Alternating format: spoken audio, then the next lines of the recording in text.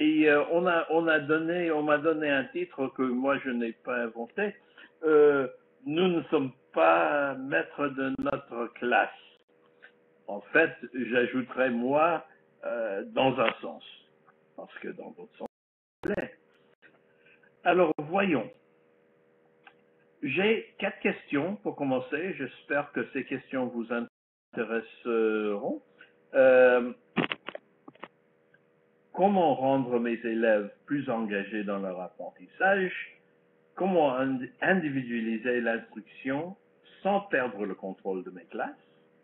Comment m'adapter aux besoins du 21e siècle tout en couvrant le programme d'hier, parce qu'il faut le couvrir? Et comment utiliser les nouvelles technologies au profit de mes élèves? J'espère que ces questions vous intéresseront.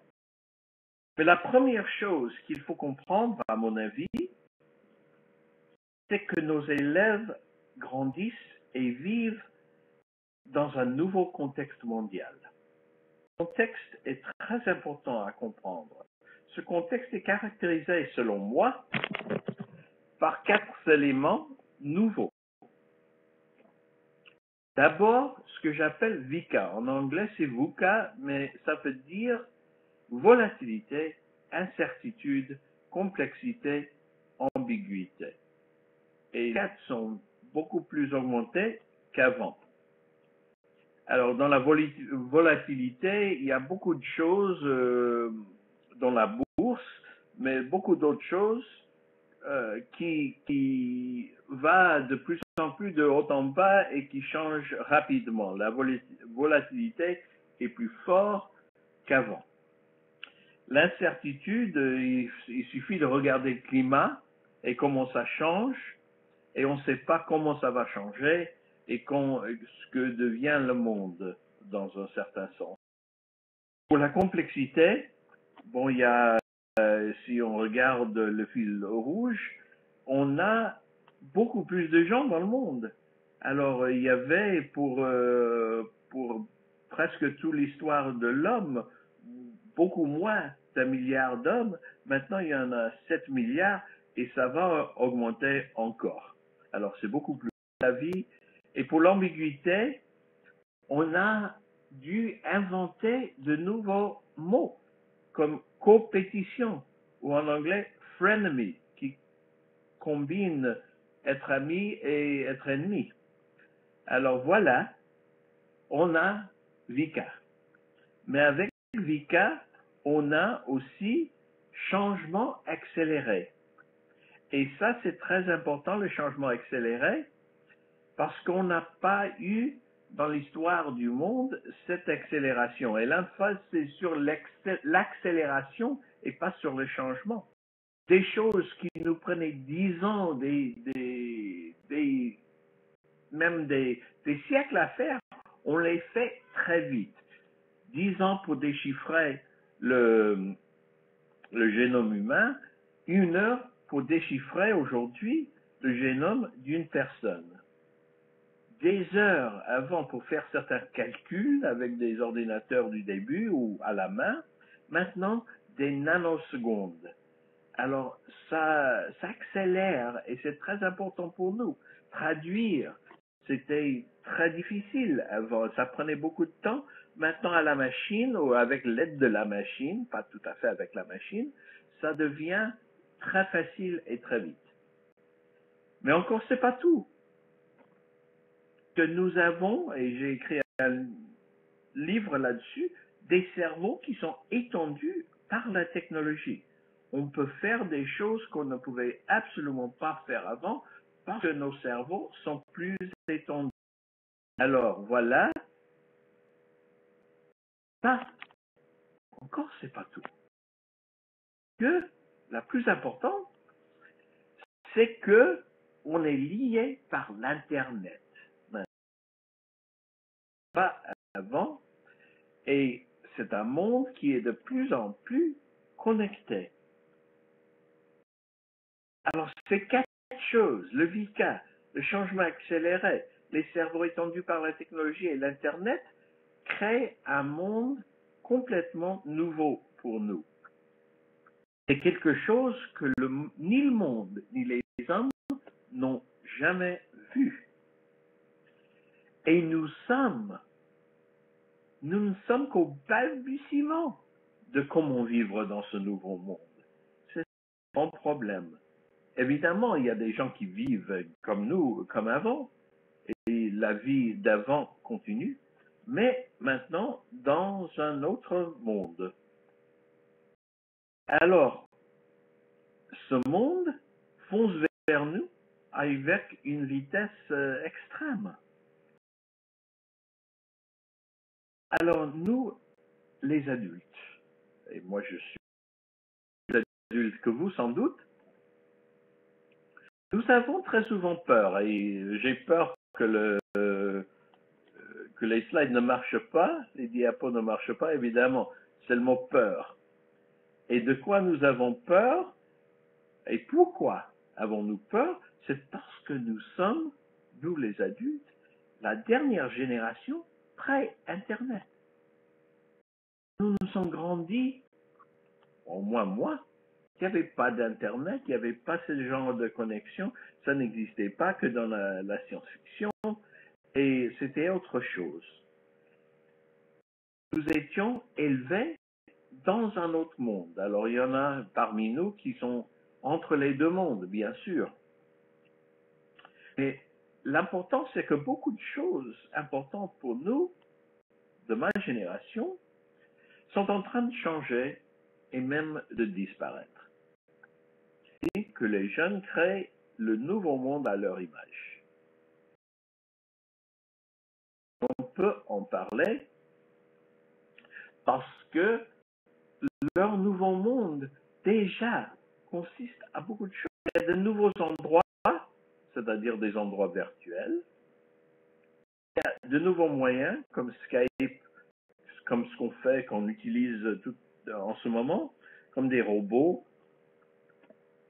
Il y a de nouveaux outils comme la simulation, de conduire une voiture, de piloter un avion, même d'être fermier, etc.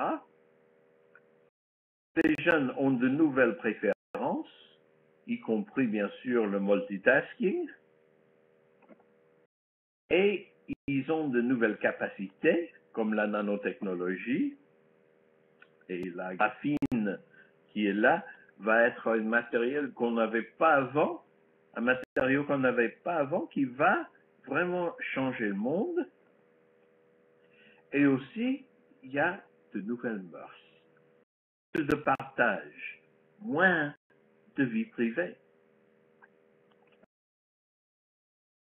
L'important, c'est que nos jeunes sont en train de s'adapter à ce nouveau contexte très vite. À la maison, mais ça m'a été envoyé cette photo par une personne, par email. Et leur première expérience, et c'est vraiment une expérience pour se transformer en node interconnecté sur le réseau mondial, et Facebook, c'est une grande expérience pour se connecter, pour apprendre comment faire pour se connecter, pour être une personne connectée. Et ça représente déjà 1 milliard de comptes, c'est-à-dire un septième de l'humanité. Donc, nous en sommes au balbutiement. Nos élèves grandissent alors dans ce nouveau contexte de VUCA et de changement accéléré et de cerveaux étendus et de l'Internet. Et à cause de cela, que de leur âge n'ont jamais vu. Je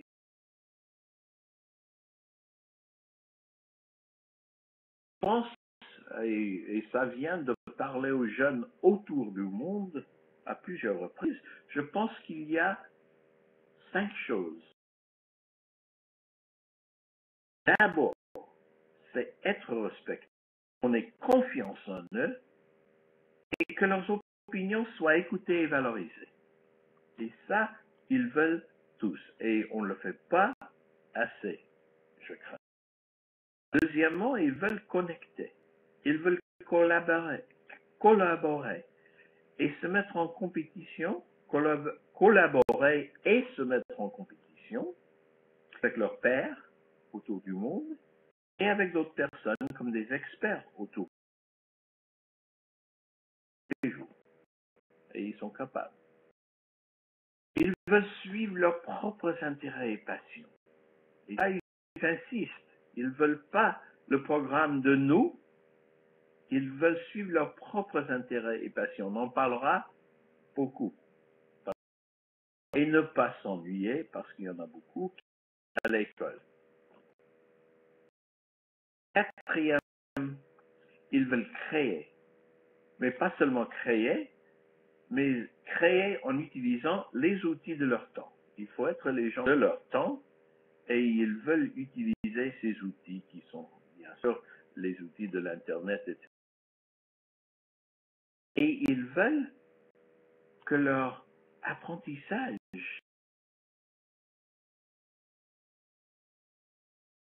il y avait l'école où on apprenait des choses et puis il y avait la vie réelle, la vie adulte. Maintenant, comment faire pour rendre plus réel ce qu'on fait à l'école?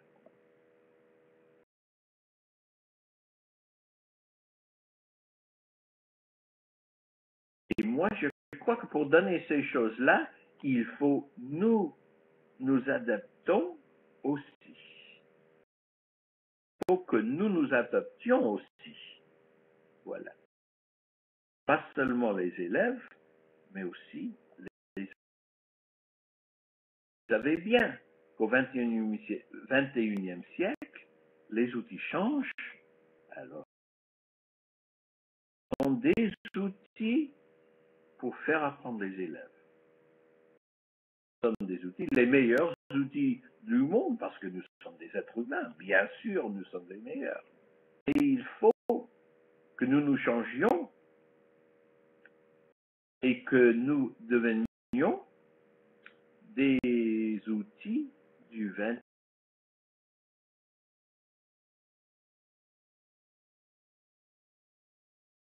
Et on vous dit d'aller de vous rendre chez vous par une autre route, vous direz non, non, non, moi je ne veux pas changer. Alors je ne vous dis pas de changer. Je vous invite plutôt à faire une chose que vous savez tous déjà bien faire. Et c'est vous. Nous devons tous, les jeunes et les adultes, nous adapter au nouveau contexte dans lequel nous vivons. Et ce qui est bien, la seule chose qui est bien, c'est que nous savons déjà nous adapter. On le fait tous les jours. Pareil qu'on s'achète une nouvelle maison, même quand on s'achète une nouvelle voiture, on s'adapte. S'adapter est une habilité des êtres humains. Et la seule chose qu'il faut savoir, bien sûr, c'est comment ça. Alors je vais parler de certaines choses et de certains mots qui sont très entendus dans la discussion de l'instruction. Premier, engagé. Comment rendre nos élèves plus engagés dans leur apprentissage? Et moi, je vous dis que ce n'est pas la bonne question. Pas la bonne question parce que nous ne pouvons pas les rendre plus engagés par nous. La bonne question est ça. Comment pouvons-nous nous engager avec nos élèves? Il nous faut comme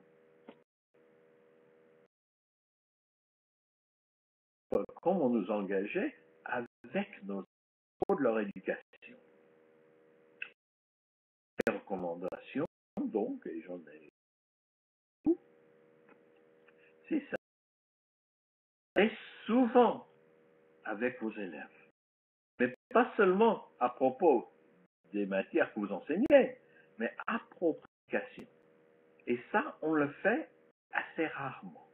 Moi, je le fais dans des panneaux que j'ai où je mets 4 à 10 élèves en face d'un groupe de professeurs et je discute avec eux. Et c'est toujours intéressant. C'est la première fois, très souvent, parler de leur éducation, de comment ils le voient, de qu'est-ce qu'ils aimeraient faire, et pas seulement de leurs notes sur des tests, etc., sur des examens. Et quand on leur parle, il faut vraiment écouter ce qu'ils ont à nous dire. Alors voilà une idée pour débuter. Je propose la chose principale qui motive une personne à vouloir apprendre, et c'est difficile à voir à cause de la conversion qu'on a fait de Point ici, mais la chose principale qui motive une personne, n'importe quelle personne, à vouloir apprendre, et ça de la passion. Et nos élèves, voilà la bonne nouvelle, nos élèves sont pleins de passion. Et il suffit de leur parler dans n'importe quel pays, à n'importe quel âge, et ils sont pleins de passion. Pas toujours la passion pour ce que nous faisons, leurs passions, qui sont un peu distribuées dans tous les domaines. Et c'est ça qui est très intéressant. C'est qu'on prend n'importe quel groupe d'élèves et ils s'intéressent à des tas de choses. Alors, à mon avis, la première chose, la chose la plus importante, c'est qu'il faut connaître et utiliser les passions de nos élèves. Dans le passé, on a beaucoup parlé de notre passion en tant que professeur, en tant qu'instituteur. Et bien sûr, c'est très important. Mais ce qui sort maintenant de la conversation et du monde, c'est qu'il faut les passions de nos élèves. Alors, n'essayez pas, je vous recommande, d'engager vos élèves, essayez plutôt de vous engager avec. Leur demander qu'est-ce qui te passionne. Il faut vraiment leur poser à chacun et à chacune la question. Et ensuite, il faut les écouter, il faut écouter les réponses. Il faut écrire les réponses pour se souvenir. Et je demande très souvent aux profs, est-ce que je connais déjà la passion de chacun de mes élèves? Et la réponse est d'ailleurs que c'est tout petit, quelqu'un a écrit. Et si vous ne demandez pas, là je reviens, si vous ne demandez pas aux élèves quelles sont leurs passions et vous donnez seulement le programme, vous faites de l'enseignement du haut en bas seulement. Et le problème avec n'importe quoi qui vient seulement du haut en bas, c'est cela. Si vous regardez bien, vous verrez que c'est très bien d'être en haut, mais c'est d'être vers le bas. Or, en bas sont nos élèves, en haut sont les professeurs et les proviseurs, etc. Il faut quand même qu'on soit plus au même niveau et que ça vient pas seulement d'en haut, d'en haut, pas en haut aussi. Alors, si on demande à chaque élève qu'est-ce qui te passionne, et si on écrit cela quelque part. Et si on utilise cette information, ces informations pour individualiser l'enseignement par des passions de chaque élève. Et là, je ne veux pas que ce soit mal écrit. Si on fait ça, l'enseignement s'avancera énormément.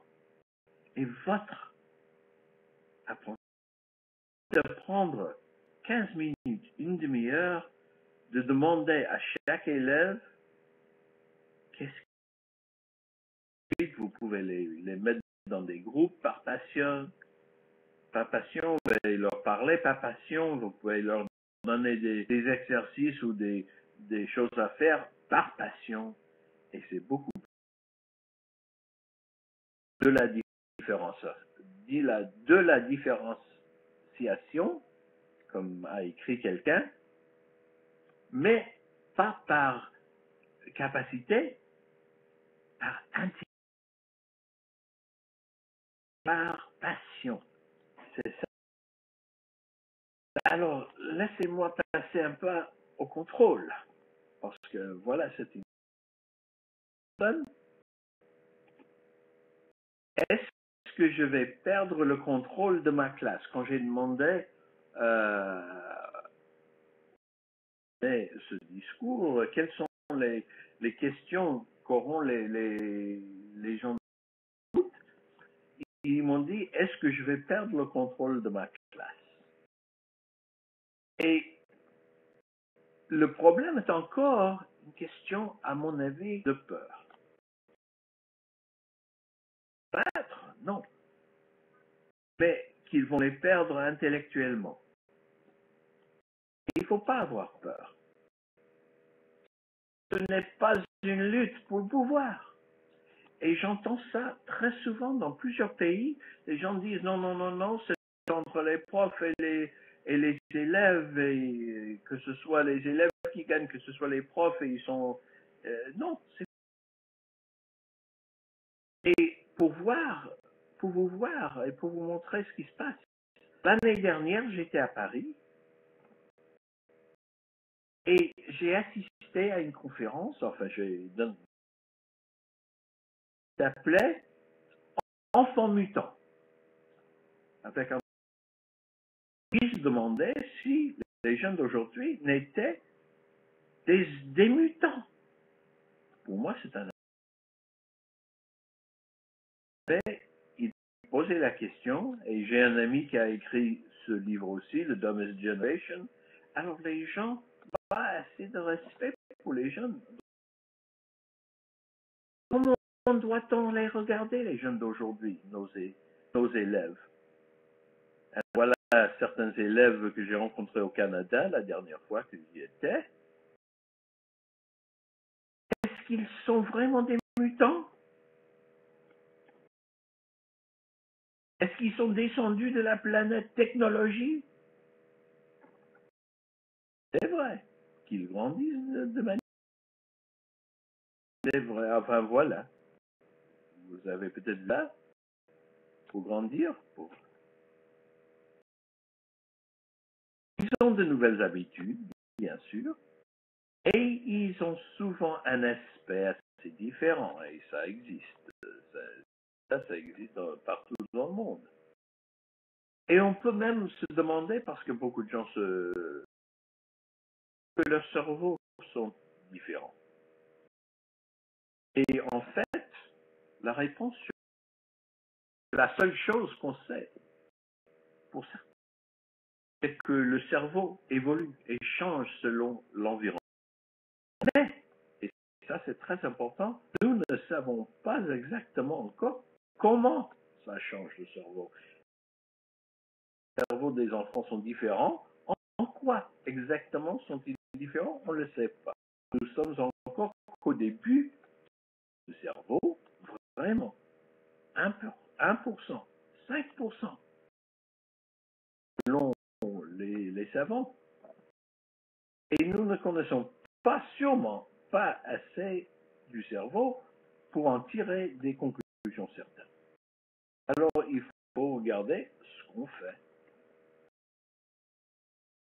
Et ce qu'on voit, enfin moi, ce que je vois de ces jeunes d'aujourd'hui, c'est qu'ils sont capables de faire beaucoup plus qu'on ne le pense. Avec les outils qu'on a maintenant, ils ont la capacité d'être les meilleurs élèves que le monde n'ait jamais. Ça dépend beaucoup d'eux, mais ça dépend aussi beaucoup de nous, les instituteurs, d'en faire les meilleurs élèves que le monde n'ait. Il ne faut pas les voir comme nos ennemis dans une lutte pour le pouvoir. Alors, ma deuxième recommandation, c'est ça. Et de nous voir, de ne pas voir les élèves comme nos ennemis, mais comme des partenaires. Comme des partenaires. Et ce qu'il faut faire, c'est de travailler pas du haut en bas, mais de travailler. Voilà ce qu'on apprend à faire dans tout. Ce n'est pas faire. Avant, on avait un partenariat où les élèves écoutaient, les professeurs parlaient, les élèves prenaient des notes, des enseignants expliquaient. C'était un genre de partenariat, mais c'est pas ça dont je parle. Pour permettre aux enseignantes et aux enseignants de travailler ensemble de manière productive au XXIe siècle, il faut qu'ils deviennent partenaires d'une nouvelle façon. Voilà le partage du travail qu'il faut pour aujourd'hui. Les élèves font ce qu'ils font de la technologie, ils trouvent des contenus, ils créent des choses pour montrer qu'ils comprennent. Les enseignants font ce qu'ils font bien, ils posent de bonnes questions, qui font penser, ils assurent la qualité, ils motivent. Ça, c'est très important. C'est le nouveau partage du travail. Et j'ai écrit un livre qui s'appelle Teaching Digital Natives, qui existe de mais pas encore en traduction française, et j'espère bientôt. Et je le recommande parce que c'est un manuel pour faire ce genre d'enseignement. Alors, comment enseigner? Avant, il suffisait de parler aux élèves, de leur dire des choses. Ensuite, de leur eux-mêmes avec nous. Le premier amène à l'envie. Mais s'ils s'apprennent d'eux-mêmes et par leur passion, ils sont engagés dans leur. Alors la pédagogie, la façon d'enseigner du XXIe siècle est un passage du conférencier, contrôleur au guide, souverain au partenaire. Et nous sommes tous sur cette voie d'aller de l'enseignement pédagogie du passé. Il faut toujours et tous les jours s'avancer d'un pas ou de plus sur cette voie. Mais on a un programme, bien sûr. Et il faut suivre le programme. On est obligé de le suivre, on le sait bien. Comment on le fait? Il y a de différents moyens de suivre le programme. Et ça m'étonne parfois qu'il y a encore des profs qui ne font que commencer par la page 1 du texte et qui vont page par page ou par sujet jusqu'à ce que l'année se termine. Et l'année, s'il y a beaucoup de neige et l'année scolaire se termine tôt, il y a beaucoup de choses qu'ils ne couvrent pas. À mon avis, on peut être plus intelligent. On peut faire ça d'une façon plus de participation. C'est-à-dire que si on regarde le programme, on verra, et tout le monde verra, qu'il y a des choses qui valent vraiment 2 jours ou même 2 semaines de votre temps et du temps de vos élèves. Et il y a d'autres choses là-dedans qui valent 2 secondes ou 2 phrases. Et si on met le point sur ce qui est important, et c'est nous qui le savons, on aura un peu plus de temps pour faire autre chose. Il faut prioriser. Et on ne le fait pas assez en tant qu'instituteur, à mon avis, et qu'enseignant. Et qu'est-ce qu'on fait avec, si un peu plus de temps, on utilise ce temps pour faire des liens entre le programme et la passion de chaque élève. Il y a des gens qui aiment la musique et qui sont passionnés pour la musique. Et on doit les prendre différemment des gens qui sont passionnés par les sports, ou par les sciences, ou par les médecines, ou par autre chose. Donc, il faut individualiser, comme on a dit tout à l'heure, et différencier par passion. Ensuite, il faut faire des choses que la technologie n'est pas du tout capable de faire. Motiver, respecter, être empathique ou compatiser. Ça, ce sont des choses humaines que nous faisons. Nous ne sommes pas que des machines à suivre le programme, nous sommes des gens qui ont des liens avec nos élèves, évidemment, vous le savez. Pour pouvoir faire tout cela, ou pour le faire davantage, parce qu'on le fait un peu, c'est d'utiliser la technologie comme partie. Si la technologie peut faire une partie de notre travail, ça nous laisse beaucoup plus de temps pour faire la partie qu'on fait bien.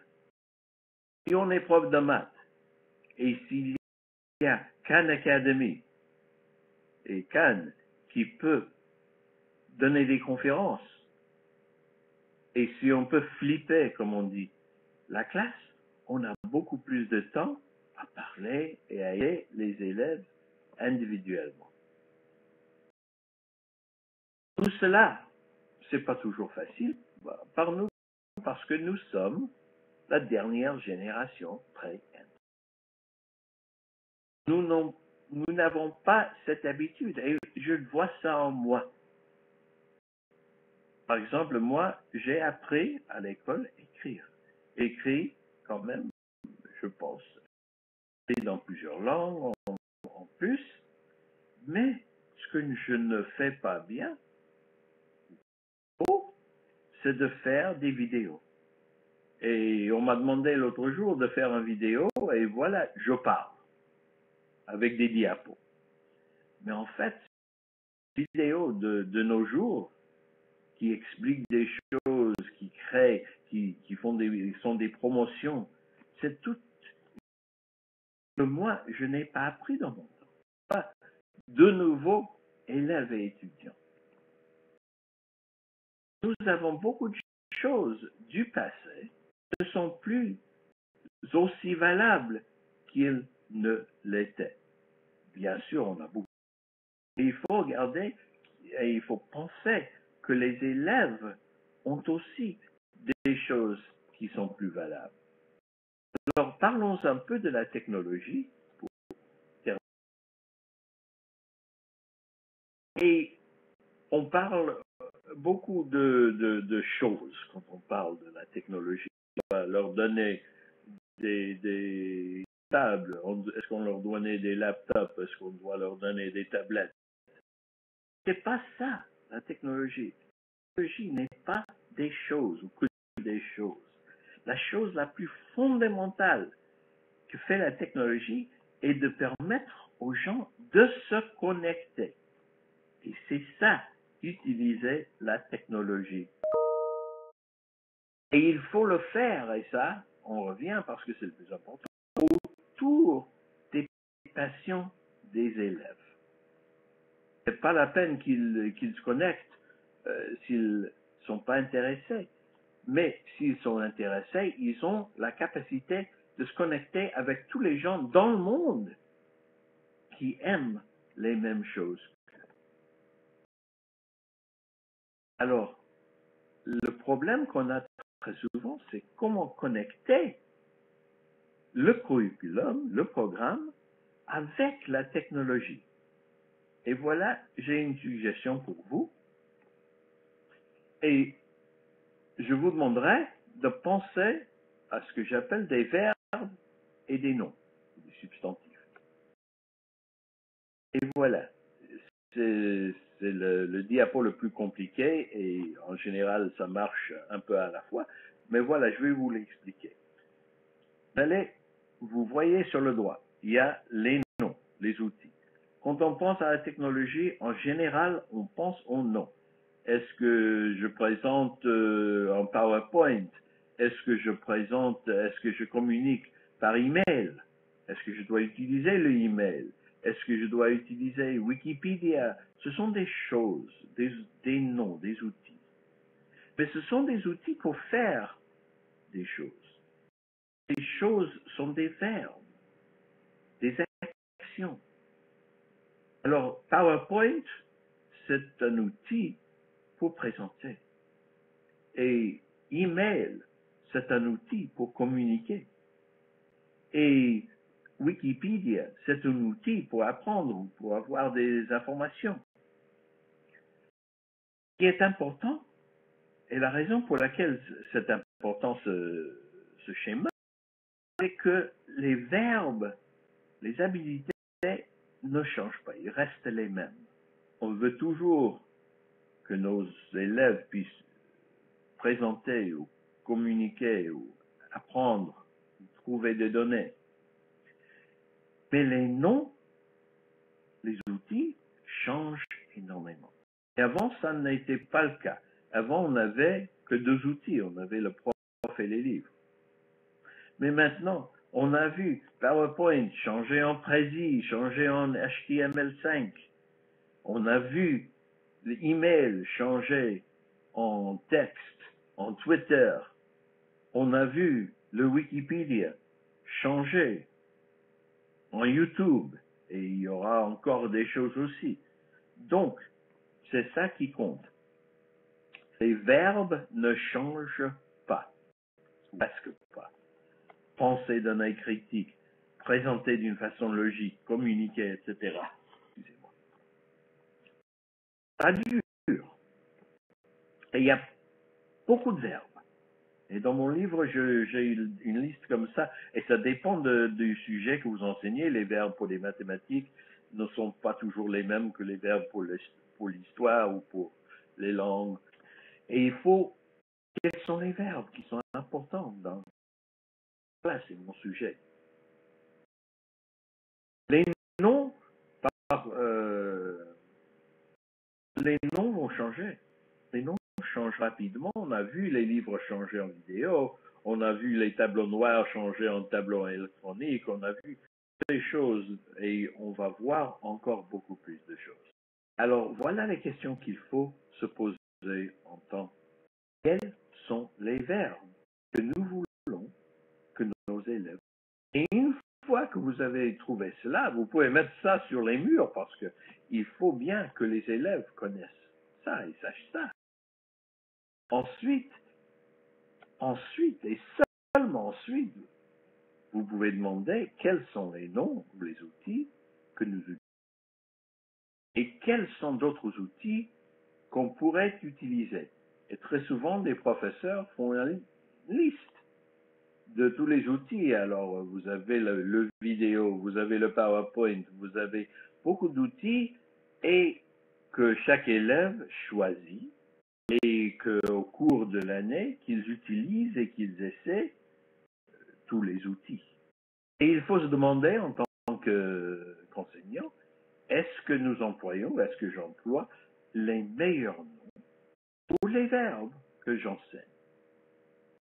Et on n'a pas toujours les moyens les plus au jour, mais il faut considérer les moyens qu'on a et il faut aller vers l'avenir, vers les moyens.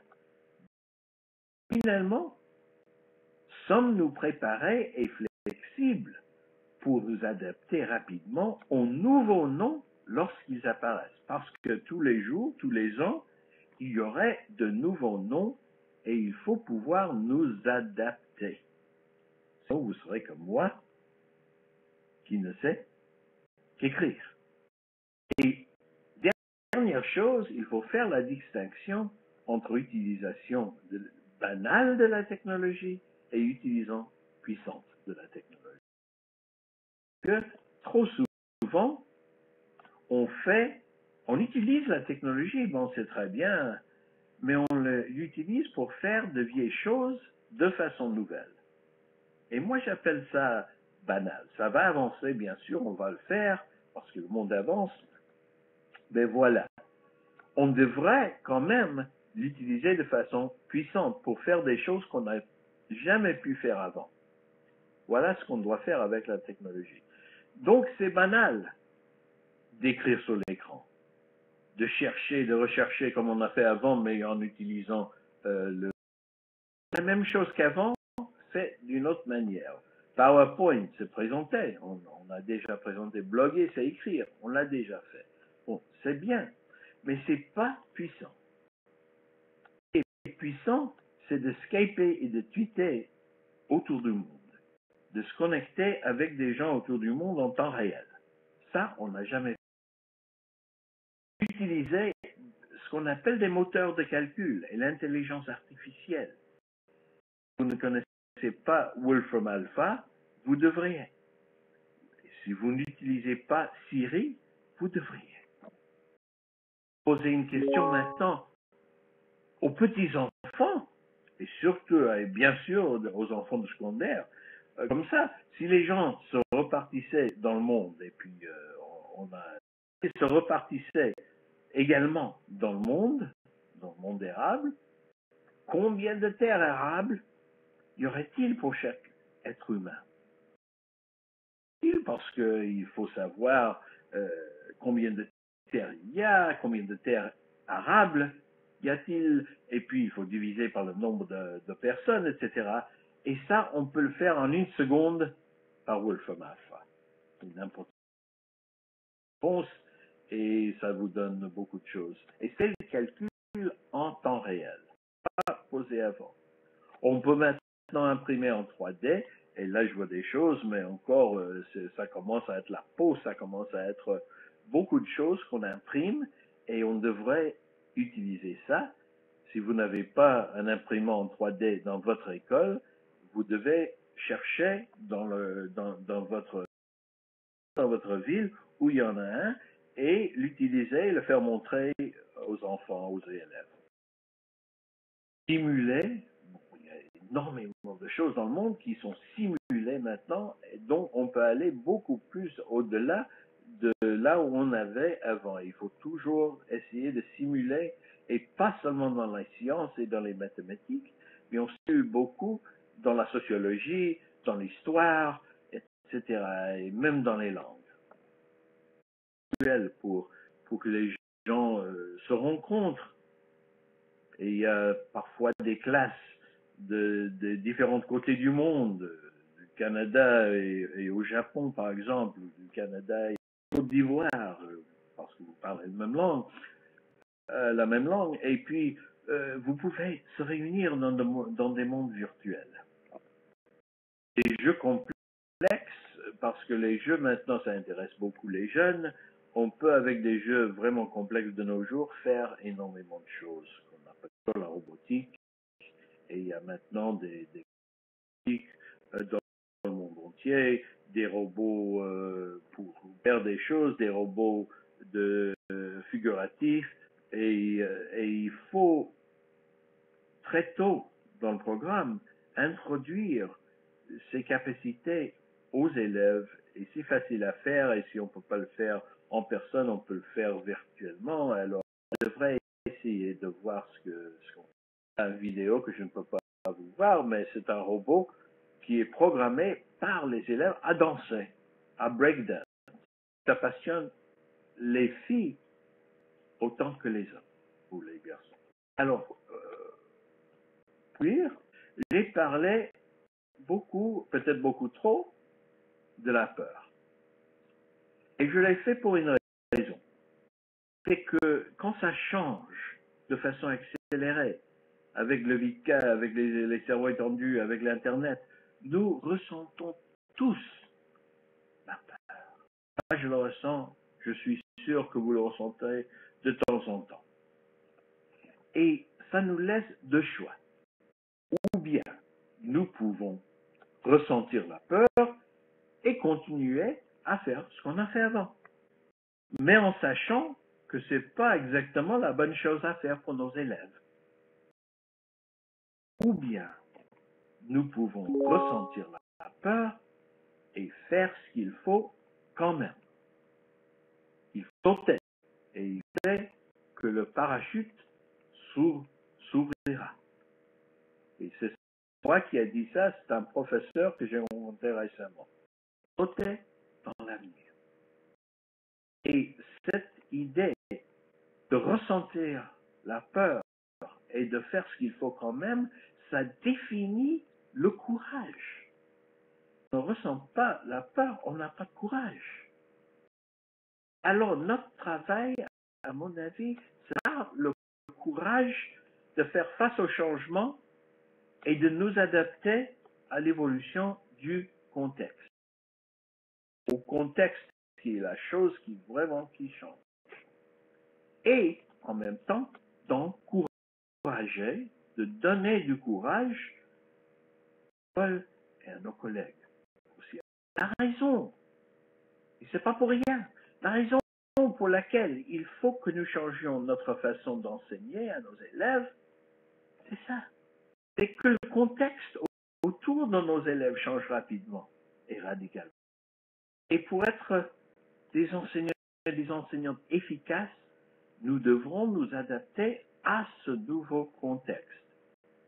Ce n'est pas parce qu'on nous dit ou parce que moi je vous dis qu'il faut ou c'est obligatoire. Non, non, non. L'aspect de soi en tant que professionnel et professeur et ensuite. Et votre intérêt pour vos besoins, pour les besoins de vos élèves. J'espère que vous me poserez des questions.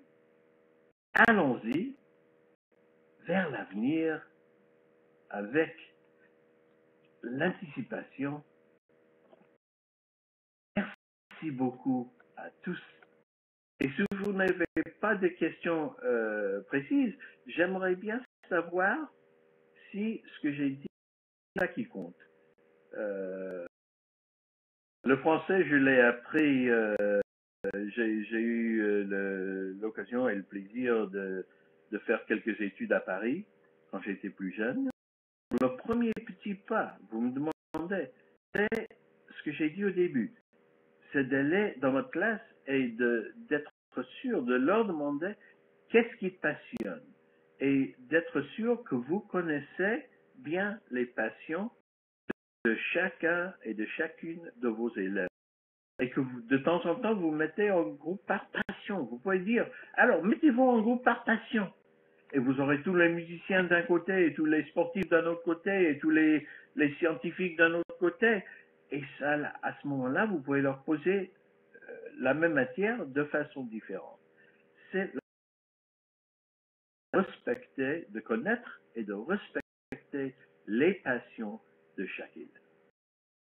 C'est la nouvelle renaissance des technologies. Ewan McIntosh. Ah, bonjour, Ewan. Hello, Ewan. And oui, la technologie va nous aider, mais pas pour c'est-à-dire qu'il nous faut, nous, les enseignants, des choses que la technologie ne peut pas faire. La technologie ne fait pas de choix. La technologie ne respecte pas les gens. La technologie ne compatise pas avec les gens. La technologie peut enseigner certaines matières, et même très bien. Mais c'est pas ça l'éducation. L'éducation est plus grande. Comment penser? Comment aimer des relations avec des gens? Question de dépendance. Non. Pas, oui et non. C'est-à-dire, est-ce que vous dépendez de votre voiture? Bien sûr. Vous êtes capable, bien sûr, de marcher, mais vous avez besoin de votre voiture pour mener votre vie, ou de vos lunettes, si vous portez vos lunettes, ou même, surtout au nord, des vêtements. Ce sont des technologies qui sont devenues une partie importante de notre vie et qui nous permettent d'avoir une vie plus élargie. Alors, moi, je ne crois pas, si on utilise les technologies pour faire des choses qu'on devait faire à la main ou dans la tête avant, on devrait compenser par faire d'autres choses avec la faire avant. Alors, la liste des noms importants, je l'ai mis sur l'écran. C'est sur l'écran et c'est dans mon livre. Et c'est à vous de voir quels sont les verbes qui sont importants dans ce que vous enseignez. Parce que les verbes pour les mathématiciens qui sont calculés, par exemple, c'est pas les mêmes que pour les historiens que c'est rechercher, lire des documents. Donc, il faut voir dans votre matière quels sont les verbes, quelles sont les habitudes et les habiletés que vous voulez que vos élèves apprennent surtout. Et il faut qu'ils sachent ça, parce que très souvent, on sort d'une classe et on ne sait même pas ce qu'on aurait dû apprendre et ce qu'on devrait retenir. Alors, très souvent pour cela, je dis aux enseignants, tweetez votre classe. Est-ce que vous êtes capable de dire en 140 caractères qu'est-ce que vous voulez que les élèves retiennent dans 20 ans de votre classe? On a encore, je crois, 2 minutes pour la dernière question. Moi qui vous remercie d'utiliser mon français tel quel et de travailler avec vous. Et si vous voulez me poser encore des questions, si les questions vous viennent à l'esprit après, vous pouvez toujours m'envoyer un courriel markprensky@gmail.com.